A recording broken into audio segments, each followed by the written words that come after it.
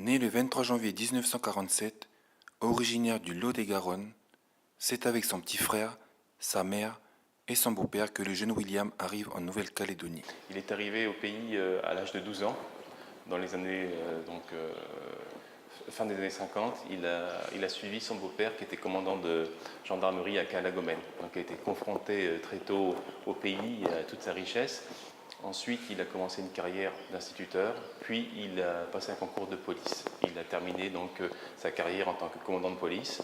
Et toute sa vie, sa passion a été justement de rechercher, collecter des objets beaux et rares, notamment sur le patrimoine kanak, mais pas que, puisqu'il s'est intéressé aussi à l'Asie et il s'est intéressé aussi à un peintre que les Calédoniens connaissent bien, Jean Soanet Michon.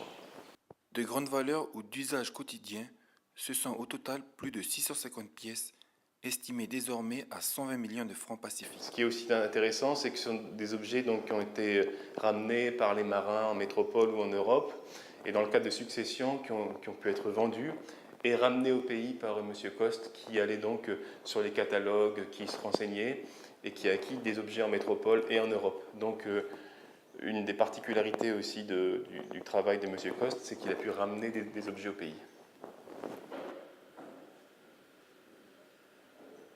Il a notamment travaillé à la police aéro frontières et dans les années 70, il a notamment été donc à l'action pour découvrir des trafics de drogue et de hashish. Peut-être de là est née une passion pour l'art de l'opium. Donc on a quelques exemplaires là de très belles pipes à opium. Monsieur Coste souhaitait par-dessus tout que sa collection soit accessible à tous. Le château Hagen a pour cette collection bien des projets. Donc il y a énormément de choses, ce sont plus de 650 objets. Dans le cadre de cette exposition de préfiguration, nous n'en exposons que moins d'une cinquantaine, donc moins de 10% de tous les trésors sont exposés dans le cadre de cette exposition de préfiguration. On montrera peut-être sans doute dans le cadre de l'exposition permanente à une centaine d'objets.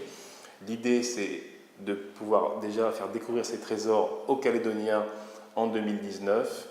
Et en 2020, nous allons donc nous organiser pour accueillir de manière permanente une exposition qui justement montrera toutes les passions de William Coste au sein du château Hagen.